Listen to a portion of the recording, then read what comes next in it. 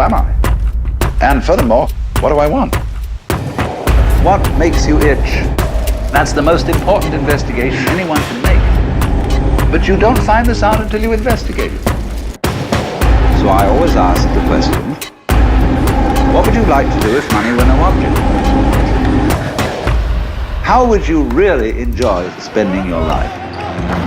Because if you say that money is the most important thing, you will spend your life completely wasting your time.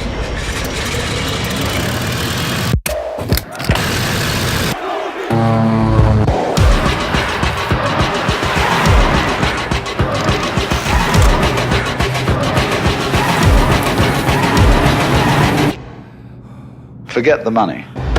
After all, if you do really like what you're doing, you can eventually become a master of it. And then you'll be able to get a good fee for whatever it is. Therefore, it's so important to consider this question.